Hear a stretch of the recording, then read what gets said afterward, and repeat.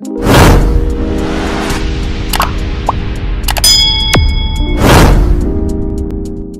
que le son baa ngi dox parce que tey li ñu war a waxtaanee dafa bari. La personne incriminée on n'est pas des moutons de la République. Son refus public loolu moom il faut que ce soit clair. est ostentatoire à répondre devant la justice. Il a d'autre part, par des messages répétés, lancé des appels à la violence,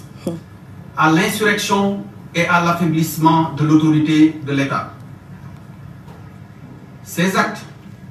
de provocation sans précédent c'est très important et sans commune mesure. parce que mbir mi dafa mel ni à un moment donné nekkatul affaire privée te ñi ñuy wooyee les intellectuels il faut qu'ils arrêtent de nous tympaniser en fait parce que fii kenn doful te ñëpp dañoo nite mbir mi dafa dépasser privé parce que pour man waxuma sax mbirum Adji Sarr côté viol parce que jigéen ñi je pense que seen kàddu jugagul ndax supposons viol amul naka nañ nar a xoolee jigéen yi nga xamante ne saasu ne ak suñu doom yi nga xamante ne 2 ans 3 ans pédophile yaa nga fi di leen def ay attouchement di leen violer lii bu nekkee dafa nekk benn coup d'état ñu jël jigéen teg ko ci kanam comme la ñu naan góor ñi bu ñu gisee jigéen dootuñu amati seen sago ba bëgg a piéger ki nga xamante ne mooy monsieur Sonko loolu askan bi duñ ko seetaan te ma bëgg a waxaat leneen tamit avant ñuy avancer ci discours bi démocratie nañ wax kon chacun est libre de donner son avis maanaam man tey faraluma nekkuma parti au pouvoir nekkuma Pastef waaye sama soutien dama koy jox monsieur Ousmane Sonko pourquoi parce que dafa am loo xamante ne nañ waxante dëgg ñi koy duut baaraamu tuuma mais ils ne sont pas blancs comme neige ñun voté wuñu pour kii dem massage wala kii def adultère et cetera mais attends Sénégal ñun république nekkuñu république islamique je suis désolée nañ bàyyi suñu hypocrisie bi boo ma weddee na nga dugg Femme Chic xool chaque jour jigéen jooy te infidélité jëkkëram chaque jour jëkkër yi jooy ci seen infidélité jabar kon il faut qu'ils arrêtent en fait de vouloir diaboliser monsieur Sonko pourquoi parce qu'il est parti se faire masser léegi nag ku nekk am nga droit ne man foogee ma ko woon fii li mu doon woote et cetera loolu d'accord naa mais à un moment donné faut pas qu'on nous prenne pour des chiens en fait. Pour dire que les manifestants sont voilà des vrais excusez-moi xam ngeen lu tax nañ waxante dëgg bon je vais diminuer un peu xam ngeen lu tax tey ma leen di wax lii que dafa war a nekk lu am importance on ne va pas voter pour Ousmane Sonko parce qu'il est parti dans un salon de massage libre à lui de faire ce qu'il veut s'il trompe sa femme eh ben ce sera à ces dames de régler ce compte avec lui ñun suñu yoon nekku ci chaque jour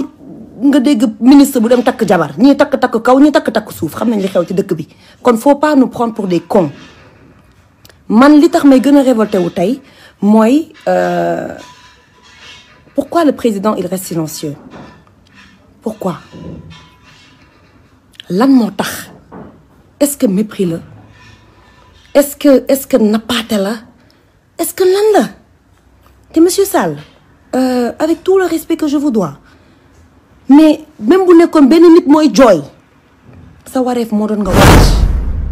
man dama foone woon que présidence ñoo am problème de communication mais à la longue su may xool say discours yi fan yi ngay génn je comprends pourquoi doo génn lu bari ngay def noppi man premier mandat Macky Sall temps bu fekkee ma ci boole man Macky Sall laa voté deuxième mandat bi j'étais en France on n'a même pas pu s'inscrire parce que carte yi ñoom dañoo jël ba am nit yi leen doy ñu bloqué ko loolu je pense que kenn du ma bàyyi ma fenn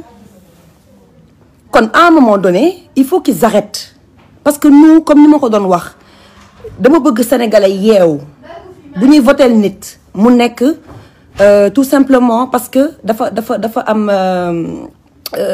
ñu voté maanaam programme il faut que ñun sénégalais ñu voté nit parce que dafa am programme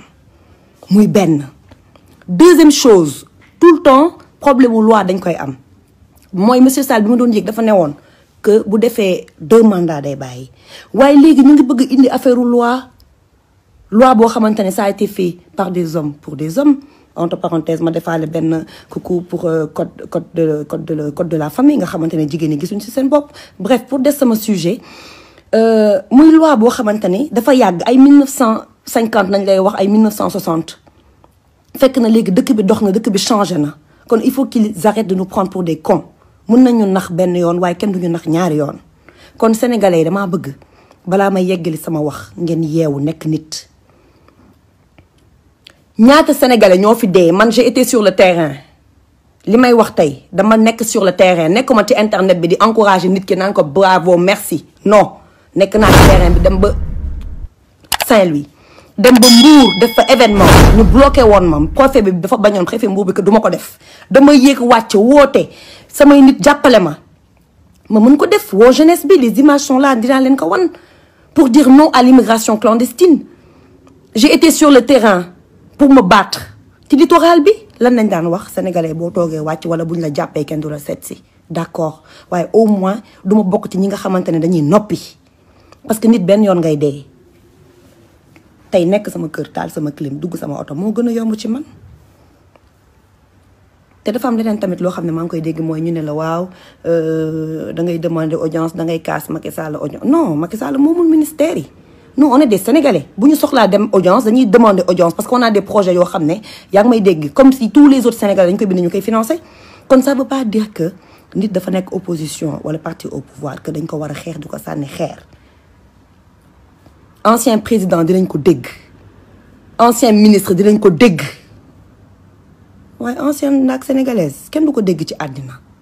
kon pays bi ñu ñoo ko moom. vous parlez de paix ñun duñu woote violence te dañuy ñaawlu li nga xamante ne xew na fan yi passé waaye yuuxu boo gis am na lu ko waral sëgëm nit ñaa ngi dee mais attends ministre de l'intérieur barki dee moo Ndiaye monsieur John monsieur Antoine Félix mais attends monsieur Diom man j'ai rien contre cet homme mais hier mais quelle agressivité il était limite sur le point de nous donner des claques. Idrissa Seck même si son discours dafa xaw a nekk benn discours de politicien mais au moins il a mis les formes mais moi j'étais choquée hier d'entendre de regarder monsieur Antoine à la télé. fas kanam gi parler comme si day dem guerre oh léegi nag yéen boo leen nangoo lii dëkk bu tàkk ngeen di wax sàcc Auchan ngeen di wax chaque jour tubaab yi ñëw piller suñu géej gi gis ngeen pillage bi xew démb dafa nekk lu ndaw te ñi nga xamante ne ñooy piller suuf si sàcc milliards yi ñooñu dañ leen gisul xale yi nañ gis tamit dama koy condamné waxuma que dama ànd ak ñoom parce que tamit man Auchan ay yëfu tubaab la yëfu sénégalais d'accord ma ci parce que suñu parents tubaab suñu parents sénégalais yaa ngi Europe di daan doole di liggéey ak tubaab yi sénégalais de l'extérieur yi engagé am jom bëgg seen réew dañu waxante dëgg ñaata artistes ñoo fi nekk tey mais faut arrêter avec l'histoire de Samba Mbayaan mais jug leen wane seen bopp waxuma leen ngeen faral Sonko wala Macky mais sénégalais yiy dee suñu xale yi nekk ci mbedd mi ngeen ne pataaral événement bu amee yéeneen njëkk a jug sénégalais jàppale leen mais faut arrêter à un moment donné faut arrêter lii bu doon période esclavage yéenee tax ñuy noot bu ñu nootee yéen a tax fii ku noppi da nga nekk complice démocratie la faral leen Macky Sall d'accord vous êtes libre et on respecte kenn amul droit saaga kenn parce que dafa faral Macky waaye nag ngeen may nit ñi seen jàmm bu ñuy soutenir Ousmane Sonko te d'accord ma bu ñuy wax naan oui vous êtes des femmes nanana mais c'est révolu tout ça les femmes ne sont plus ci air boo xamante ne dañuy toog def seen maquillage def seen taloo cokki def groupe def seen muso di tàccu présence oui loolu dafa xeewi loolu suñu ay jamonoy maam lañu. Aujourd'hui les femmes vont prendre la parole nos enfants sont en train de mourir man doomu gendarme la sama papa tey dafa jug dem armée sama papa dafa xeex pour le Sénégal il a servi le président Diouf sama papa dafa liggéey ak président Diouf Palais la jëlee retraitam sama enfance yëpp maag Palais ñoo jàkkaarloo nii suñu kër ñi may seetaan dinañ ci xam musuma ci wax parce que gawuma loolu gëwma loolu mais j'ai eu un père digne bi ñu màggee ma koy laaj ne ko papa am na ñoo xamante ne ci nguuru Ablaye Wade nekk nañ ay garde corps ñëw ñii am seen ay kër ay seen ay château ay milliards papa lu tax amoo kër boo xam ne Almadies la nekk comme ñoom. on fait savoir que ñaqam la dundee te ñaqam may ko woon c'est un homme très noble waaye tey alhamdulilah parce que bi mu retraité yàgg na te mosoo dégg dara kon macha allah doomu gendarme mooy wax ak yéen tey dama bëgg a woo sama papa colonel yi papa généraux yi papa major yi man ci camp laa juddoo conk gii laa màggee ak caserne Faidherbe lan mooy ndayu ay policiers jël dem ay di tirer ay manifestants il faut pas qu'on fabrique des monstres je suis désolée man je suis outrée par tout ce qui se passe mais policier naka nga mënee jël wala gendarme yow pistolet nga mel ni ku nekk guerre seen peuple kenn waxu ci nervi yi ngeen jël di leen fay 10 000 15 000 ñuy terroriser population bi bés bu population bi jógee ba révolté di ngeen xam ne lépp dëgg la di ngeen xam ne nguur jaru ko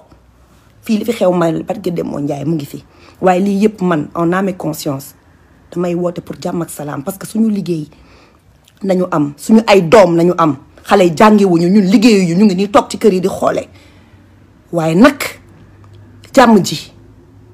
dafa war a nekk ci ñaari parti yi mooy ngeen may nit ñi seen jàmm ñun dugg ngeen fi xeex comme li ma doon wax sànq mbirum mbënd bi président jugul ba tey jaale nit ñi tweet la bind il n'a même pas reconnu c'est mort et après tey ñun jug nañ kaas ñëpp ne patt ci internet bi kenn waxu ci waaye luy raam ci ñag bi lay ñëw ci ñag bi la jëm gis nga ku toog seetaan tamit ay bi buy ñëw dina dal sa kaw bopp kon woote leen jàmm woote salaam te beneen chose aussi chef religieux yi damaa bëgg ngeen xoolaat seen bopp parce que man xool naa fi ay jamono chef religieux yi bu ñuy jug di wax ci politique ñëpp di bind ñàkk teggin bu ñu xasee waa Tiwaawan xas waa Tuubaa xas waa Laayeen xas ñaseene comme si seen papa yeeg seen yaay yi ñoo gën a nekk nitu diine yu mag yi ngeen baal ma ci kàddu gi man su ma xale yu ñàkk teggin laa gis moo tax lu ñuy dal duñ ko xam parce que mbir bu bon bu ñëpp lay dal ku nekk tëye di tweeter ku nekk boo amee sa moment di bind xas nit ki saaga nit ki et cetera après léegi nag tey ngeen bëgg jàmm di bëgg a woo chef religieux yi mais suba bu chef religieux yi nar a jug waxti politique kon il faut ngeen may leen loolu parce que nag nit doo ko yaakaar ba pare yëpp ko lii dafa nekkoon wax joo xam ne dama ko dencoon parce que dafa nekkoon loo xamante ni daf ma doon trotter tout le temps démocratie dafa nekk lu baax ci dëkk Sen TV ni ñu coupé seen signal neexuma ngeen baal ma man Walfadjri ni ñu coupé seen signal neexuma TFM bi ñu taal ak RFM neexuma mais ñi ko moom am nañ droit wax comme bañ a wax il faut ñu nangul leen loolu tant que nekkuñu dëkk boo xam ne dañuy woote démocratie bu mu nekk démocratie bu ngarale na nekk démocratie boo xam ne pour ñëpp la tey ndax neexu la bul seetaan mais rombal en revanche bu nekkee da nga am sa avis mais wax ko nañ waxante dëgg lii dafa ñaaw man nag woote 8 mars bi résistance bi ñu wootee man danaa ca dem danaa dugg doxantu woote jàmm woote salaam ndax ñun jigéenu Sénégal ñoo war a jug takku nañ leen jug takku génn ci internet bi nañ leen jug takku ngir woote jàmm nag laa wax woote jàmm woote salaam dañ waxante dëgg dafa am benn bés mu am benn waay boo xamante ni dafa romb gis ñaari waay di xeex ñu ne ko waa sëñ bi doo leen àtte ngeen baal ma àq ci vraiment mouchoir bi waa ji ne moom ay xeexu xale yoonam newu ci ba ma xale yi romb dem yoonam bi mu demee ubbi butikam benn doom bu sob la am xale bi ni firib dégg coowu xeex bi rek daw buñ ko ba ma xëy xale bi doomam bee njëkk a dee loolu dafa nekk ay jàngat yoo xam ne olof yi dañ koy yeddaatee mooy maanaam ay mieux vaut fay coow li balaa coow li di dem foo xamante ne yow doo ko xaar dañ waxante dëgg ba pare man duma juriste sax waaye garde à vue ñaata temps la bu nekkee am naa fi benn juriste peut-être j'aurais bien aimé jël ko Papa Thier Papa Thier sama papa maa ngi lay nuyu bu baax a baax maa ngi lay nuyu di la sant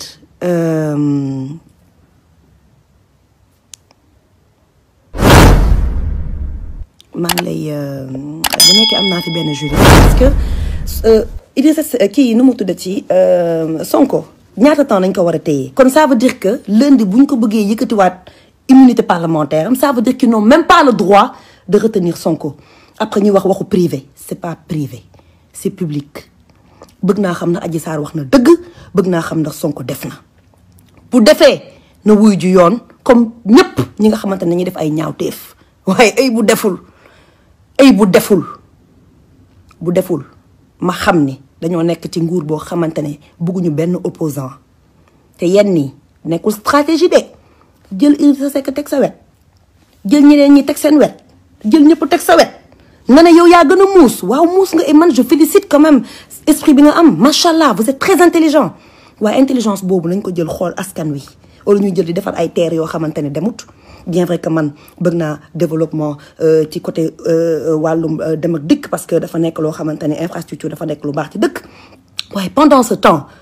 ñu jàngal xale yi ñu am formation professionnelle ñaata nit ñoo fi am ay diplôme te mënuñu sax liggéey mënuñu dara man mii sax amul diplôme yu ñu am maa leen di jàngal parce que yàgg naa liggéey plus de presque 15 ans ma am ko ti kiiwu professionnel nañ waxante dëgg formation professionnelle lu xale yi nañ war a lijjanti suuf si nga xamante ne da ngeen koy jël di ko tabax di dëkk ku nekk ci nguur un mois ni yor ay milliards di ko pasare ci dëkk bi bañ ko ci wax yéen a xam lu tax bëggu leen wàcc nguur gi yéen a xam lu tax bëggu leen wàcc di wut ay nervi xoxotal nit ñi gis nga fii benn yoon nañuy dee te toog suñu kër noppi di dee wàcc dee ci mbedd bi moo ko gën dafa am une fois ma am ku may waxtaanal ci màggalu Tuubaa bi ma ne ko man gét baal ma ne ko man dama war a dem màggali mu ne ma corona bii ma ne ko munoo yaakaar nit ba pare ragal ma ne ko tey ma dem màggal Touba corona moo ma gën a ma toog fii Dakar corona gàcce parce que mënuma woote taalibe gi ma doon di ragal ay corona bien vrai que damay moytu waaye benn instant c'est pour vous dire que la foi est au-dessus de tout dem nañ ci jàmm ak salaam ñu toog ay weer kenn déggul pepp kaa te ñëpp ubbi woon seen nopp di xaar nit ñi daanu comme ay mouche c'est juste pour vous dire que yàlla kese mooy tànn waaye nag sabablu dafa baax ci doomu aadama te man fii Sénégal gis bu ma fi sa sabablu hypocrisie laa fi gis ku fi gën a toog mën a juger wax ko ba pare ngeen bañ nit ñi juger am na une fois ma toog dégg ku ne waa xaw ma lan on peut pas être juge mais non c'est pas vrai fii équipe nationale buy football tout le monde est entraîneur fii problème bu amee ñëpp ay avocat lañ ak ay juge kon monsieur Sonko n'est pas n'importe qui monsieur Sonko n'est pas n'importe qui bien vrai que nag coow li ci mbirum Adji Sarr la jóge Sénégalais génn mer waaye c'est pas que les gens de Pastef c'est ay sympathisants ñoo fees ci mbedd mi ay xale yoo xamante ne tamit dañoo inconscient xiif di leen rey yaa ngi may dégg ñuy gis ay immeuble ci dëkk bi gisuñu xaalis xale yoo xamante ne seen ay mag seen ay rak dañoo dee ci mënd bi xale yoo xamante ni dañoo toog gis seen ay frère di dem ci gaal gi nañ waxante dëgg ñun loolu yëpp neexuñu waaye yàgg nañ fi gis fii muy Sénégal di France gilets jaunes yi dugg nañ ci ay boutique Louis Vuitton ay yu ne toj fa yàq fa sàcc seen bagage yëpp metti na ci xol waaye comme li ñuy wax njëkkee wuñ ko fi te duñ ko mujjee dañ waxante dëgg waxuma nag ni loolu dafa baax waaye diaboliser bi ñuy bëgg diaboliser ñi nga xamante ne ñooy def marche pacifique laay bañ di ko jël di ko def ci turu Sonko déglu leen bu baax li nga xamante ne la gars yi wax ils sont en train de jouer ak psychologie nit ñi di naan que Sonko ay nitam ñoo génn toj et cetera non moi j'étais avec le président Sall ci premier mandat wam ci suuf moi je l'ai croisé parce que j'étais avec Youssou Ndour boo ko fekkee ma ci boole Moustapha Niasse romb na ma nii ñun dugg nañ ci lacrymogène yi di xeex man ak Mame Sira bu dee mu ngi seetaan dina ko mën a prouver Adja Sy était à mes côtés j'ai la photo ici kon wàccoon naa ci terrain bi xeex Ndiaga Ndour mën na ma ko firnde parce que moo naroon fay ñi ne waroon jóge Thiès ma indi leen plus de 10 cas ñu jóge Kaolack ak Tata Ndiouk ñu mobiliser leen pour ñu ñëw finalement sa requête a été refusée kon tey waruñu toog jël nguur après def yeneen air daal changer rouler koo xamante ne yow mais moi je suis déçue. Moi je suis déçue. J'ai beaucoup de respect pour notre président parce que suñu président la président de tous les Sénégalais la nga voté nga ba ñàkk voté waaye li ma naqari mooy naka nga mën a am prétention toog ci ay journalistes yoo xamante ne des fois seen répondant dafa des man mi nekk journaliste ba ma fa nekkoon poser question yi Sénégalais di laaj. naka nga mën a toogee limite snobé en fait non man gisuma morceau bu xonk gisuma yu xonk gisuma lu rouge mais ku gisul lu xonk lu rouge gis toj mi ñàkk gis lu xonk ak lu rouge moo tax toj mi am. waaw nit nag du wax dara di ko ragal la ma ci góobe gar ko waaye sama liberté de penser kenn du ma ko yàqal kenn. Bob Marley wéy na wéy bu am solo. Emancipate yourself from mental slavery. Esclavage nii amatul dañuy dugg sa mind bi jàpp la xoxotal la nga nekk xolal nga nekk buq duñ ko nangu tey duñ ko nangu ëllëg na jàmm ñëw ti dëkk bi waaye lii mayee jàmm mooy président na nga génn wax ak sa askan waxal ak askan wi askan bi jooy nañ on a un pied à terre les mamans souffrent parce qu'on a peur pour nos enfants les nervis sont en train de tuer ces gosses qui sont-ils? Que justice soit faite. Que justice soit faite. Man politique gu ma waaye le Sénégal m'a tout donné fii laa màggee élite modèle look def fi lu ne. tey yomboon na ci man ma toog ne patt pataaral teg sama we ba fii takk samay xef ba fii waaye fu mu waree dama koy def waaye fu ñu waree simmeeku sol tubéy sol casquette wàcc ci terrain bi dama koy def lii xew ñaaw na neexuma. Vous êtes des intellectuels. Vous vous dites intellectuel wàcc leen ci terrain bi ngeen def débat d'intellectuel askan bi woon mën a tànn ba pare les opposants man am na ñoo xam ne dégguma leen du ma leen citer nag tey mais xam ngeen leen message leen ma yan opposant ngeen gis bëgg réew ba pare defoo dara pour sa réew. Vous êtes où? Vous avez peur de quoi? Sortez, parlez avec le peuple. yow naka ngay mën a nekkee opposant Barthélémy Diaz nañ gis mais Cheikh Omar Sy nañ gis ancien député Ngiraas yi nañ gis. Mariama Fam waxu noppi Bousso nañ gis mais vous êtes où nom de Dieu? Vous êtes où? Sortez bu leen jël mbir mi di ko këpp ci chef religieux yi nga xamante ne bu ñu leen waxee doo leen dégg ngeen naan vous êtes dans un pays de droit un pays républicain mais parlez alors parlez wax leen fan ngeen nekk génn leen askan baa ngi jooy xale yi ngeen di gis kese d'accord sàcc nañu def nañ lu leen saf xiif nañ payé ñëpp yëpp boutique yëpp waaye y a pas que ces enfants là ñi ko wax ak ñi ko waxul ñu ngi ci kër yi di ñaxtu ñu ngi ci kër yi di jooy bu ñu waxee ngeen génne ay chiffres def ay bilan sonal nit ñi ak seen français yu fort te kenn xamul li ngeen di wax kenn xamul li ngeen di wax wala boog Macron nañuy xaar mu wax. Président Macron, si vous êtes au courant de ce qui se passe au Sénégal, parlez. On ne sait plus en fait. C'est bleu, blanc, rouge ou vert, jaune, rouge.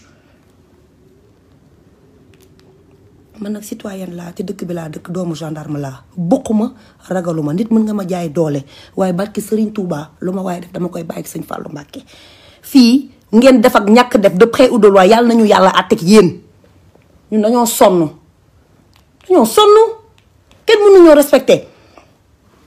mënuñoo respecté africain nii rek avec toutes les ressources que l'Afrique a. Mais posez-vous la question, pourquoi on a un problème de dirigeants? Est-ce que c'est le peuple qui dort? nañu xam te dëgg tel peuple tel président nañ leen jug ñu yeewu yàlla du wàcc defaral ñu suñu lu ñu naqari nag nañ ko jug xeex ko te bàyyi nit ñi xoqatal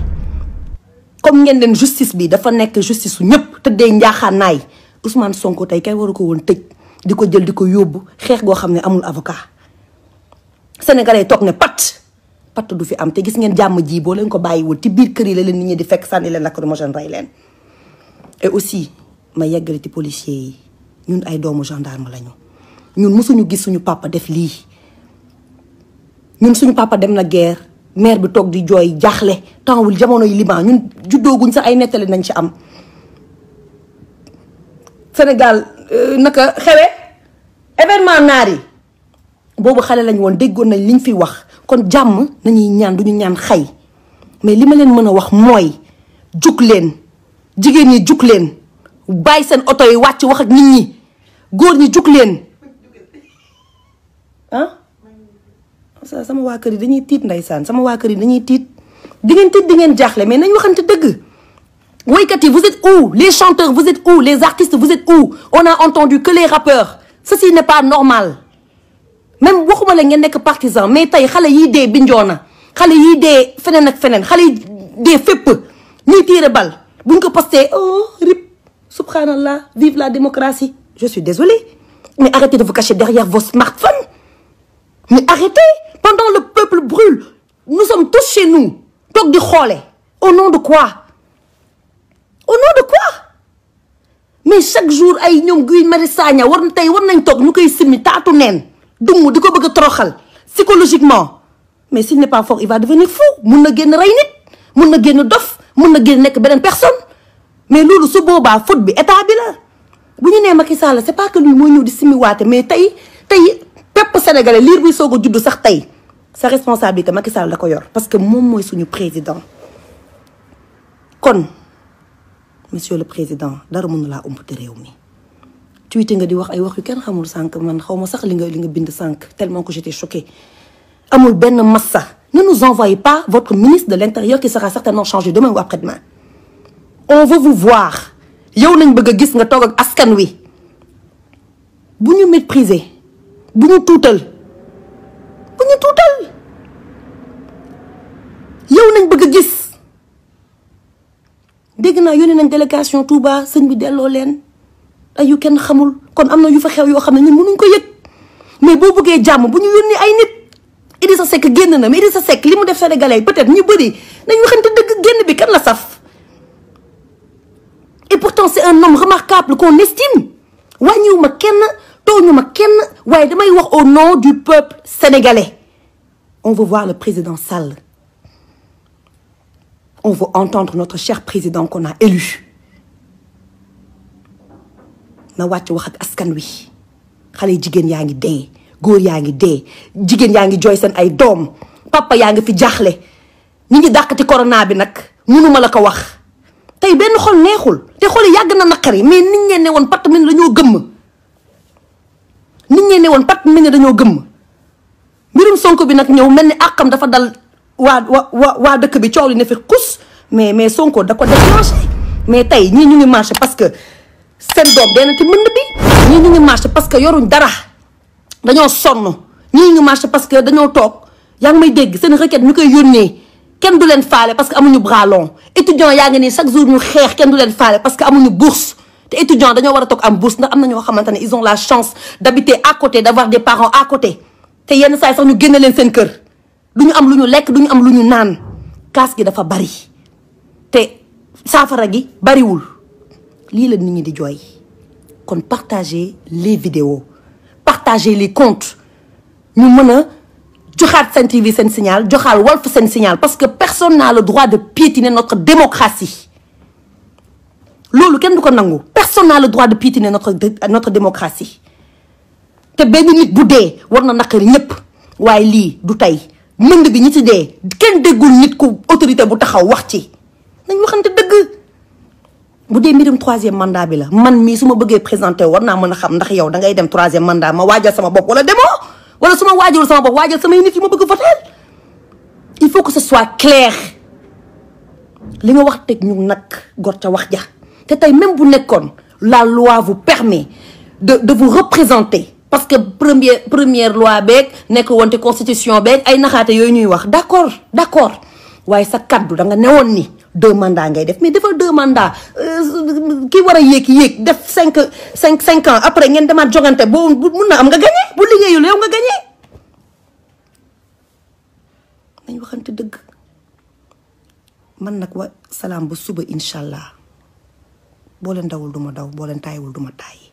tey nag dama ne woon sax mbir mi dama koy seddal waaye kuy wax dëgg doo muur sa wax te nit warul ragal dëggam léegi nag bu nekkee am na 2 ñett yu ma mën a jël ma jël leen nuyu leen suba ma yeggale di jaajëfal nag waa Ficha Sénégal waa Origine waa Sen Riposte vraiment ñu nekk ci internet bi ñëpp di si jàpp ñu ngi leen di jaajëfal yéen ñëpp parce que xibaar yi kenn waruñu ko nëbb dañ ko war a wax mu leer léegi nag ñiy yàq lenn laa leen bëgg yëgal ñun ay jigéen lañ te 8 mars dafa jot foog ñu wane suñu bopp bàyyi leen sàcc geek yàq gi. ay xale ngeen d'accord waaye dama kon sax ñu naan ay xale ndaw yoo xam ne xamuñ dara ci politique je dis non xale bu ñu xamoon tamit ci politique gis nañ seen yaay xëy di lijjanti téeméer duñu lekk. doomu boos yi ñoo toog duñu xam dara ci politique parce que bu ñu gestoo gis seen yaay gis seen papa ñu fay leen seen école ñu lekk ba suur ñooñu duñu muus comme xale yu pauvre yi. wala ñi nga xamante ne dañuy naan doomu baadoolo dañ leen di wooyee wala ñi nga xamante ne dañuy naan seen loxo jotul seen ginnaaw ñooñu dañuy xam àddina plus que yéen plus que man. parce que dañuy xam lan mooy souffrance dañuy xam lan mooy xiif dañuy xam lan mooy sonn kon ñooñu dañuy am maturité ba pare nañ bàyyi sànq maa ngi dégg monsieur Seck di ko wax ñuy bëgg naan waaw ñu dundal leen ñuy wax dañoo dépassé jamonoy xiif. am na ñu xiif gaa waaye dañoo dépassé jamono joo xamante ne bu sénégalais jooyee ñu jox leen ceeb jox leen diwlin ñu yogar yi dem jamono boobu c'est révolu jamono boobu c'est révolu gis nga jamono ji jamono joxe bakkan la. waaye nag ce serait dommage qu'il y ait beaucoup plus de morts pour que ngeen mën a comprendre que yéen dafa mel ne vous n'êtes pas sur la même longueur d'onde ak askan wi. c'est ça c'est un problème de compréhension à un moment donné vous n'êtes pas sur la même longueur d'onde yàlla xam na ko vous n'êtes pas sur la même longueur d'onde kon essayez quand même bu nekkee am na ñoo xam ne dinañ mën a wax ak moom kàddu gi wax ñu wax ko ci population dafa sonn nit ñi dañoo mer dañ ko bëgg dégg du gàcce ndeysaan Ablaye Wade ndeysaan ku ma ne woon dinaa toog jooy Ablaye Wade j'ai pas regretté quand même parce que li mu bëggoon def tamit c'était légitime ñu mën ko xeex bañ ko jox doole yooyu waaye am na à un moment donné je sais pas si yéen a ngi koy fàttaliku Ablaye Wade dafa ñëwoon toog saa yu waxee dellu ginnaaw saa yu waxee peuple bi jug ñu weer di ginnaaw bu waxee syndicaliste yi jug mu dellu ginnaaw ñu naan tapet la dafa ragal ndeysaan Wade musul ragal Wade dafa bañoon deret tuuru dafa bañoon coow di am dëkkam di yàqu dafa nekkoon patriote waaye tey président bu noppi bu xale yi génnee même bu nekkee sax ñu ngi toj dañ leen tëj wala ñu xam nañuy def bàyyi brutalité policière yi pour lan jàpp nit de 100 fois nga rëy boum parce qu'il a fauté bu doon ko fauté ñu dóor la bal wala sa xeer kon yéen ñi doo leen fi des à un moment donné je dis stop les gens sont fatigués waaw bon alors bu nekkee mun naa am ko ma mën a jël d'accord kan moo mën a dugg je sais pas j'aimerais pas Abdoulaye Cheikh bon écoutez si quelqu'un a envie de rentrer j'aimerais pas citer des noms bu nekkee am na ko mën a dugg na mën a dugg na mën a dugg ñu mën a waxtaan parce que mbir mi buñ ko bàyyi ne du dem te nit ñi même boo defee appel pay dinañ ko def de mais intérieurement sénégalais duñ la dégg intérieurement parce que le mal est profond le mal c'est pas seulement Sonko c'est pas les gens de Pastef parce que lii bu nekkee Sonko dañ ko bàyyi da ngeen seetaan ñu xoxotal ko ëllëg bu ñu paree ci Sonko ci keneen nañ jëm dëkk dafa war a am opposant des gens fiables sont là dañoo war a dem jongante nañ waxante dëgg nit ñi moomuñ nit ñi te député yi nañ waxante si yéen député yi seen layow moom nit ñi dinañ ko xaar yéen boo leen layowul fii layooy fële fii kenn du fi député Macky Sall fii député sénégalais yéen vous êtes les députés du peuple kon il faut que ngeen agir comme député du peuple dëkk bi liñ fi wax yëpp kenn mënu ko wax bu nekkee nag moor yëpp da ngeen ko nar a jël teg ko ci ndoddu Sonko loolu dëkk bi duñ ko nangu je vous le dis dëkk bi duñ ko nangu ku dul man sax dina génn wax te suñu waykat yi ñu ngi leen di déglu suñu artistes yi ñu ngi leen di déglu Nigéria policier bu rey nit dëkk bi jug nañ ñoom Davido ñëpp jug nañ wax Congo ñëpp jug nañ wax Sénégal patt bi nañuy maye yéen a ma rusloo après demain bu ñax yi verte ngeen ñëw sëgg di lekk loolu du fi demee noonu te du fi am ngeen baal ma nag bu nekkee wax ci dafa dëgër waaye nit moom du sàmm kàddoom man nii laa mel. Soya, tu es en ligne. Alors, je sais pas si je pourrais te prendre. Xewe. Nume keneme. Nume tam. Bon, def leen ma signe bu nekkee am na ku bëgg a dugg na ma def drapeau Sénégal. Aujourd'hui bu nekkee am na ku bëgg a dugg waxee AVM na def drapeau Sénégal ma mën ko jël ñu daal di waxtaan. Voilà.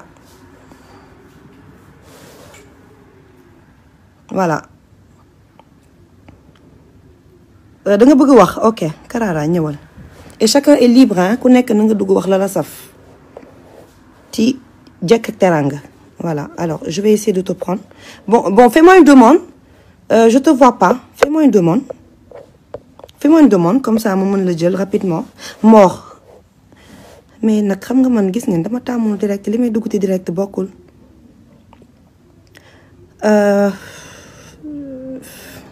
Ma Thérèse maa ngi lay nuyu. Ngeen jéggal ma naka ci mouchoir bi ñandu bi dama feebar. Dama wérul sax mais bon, mënuma won baña noppi. Maguette Biéry, ah Maguette ma chérie d'amour. Mais comment faire? Quand la mën jël? Je sais pas s'il va prendre. Bon, on va essayer avec honorable député. J'ai vu qu'il était là. Cher, j'ai vu qu'il était là. Quand la mën jël? Voilà.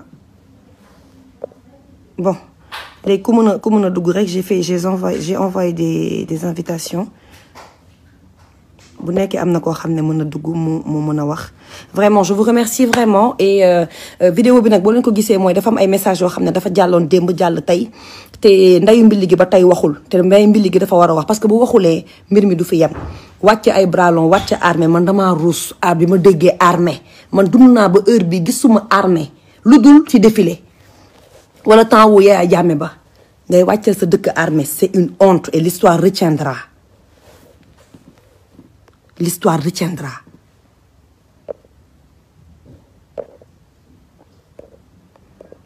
Bon, excusez-moi. Bon, j'arrive pas à envoyer des invitations. Écoutez, demain, Inch'Allah, on en reparlera. En tout cas, la résistance continue. On est le peuple sénégalais. Oui à la démocratie et non à l'oppression. Ousmane Sonko nak nañ ko may jamm mañ ko salam dëkk bi jamm ñëwaat ci jamm ak salam jaajëf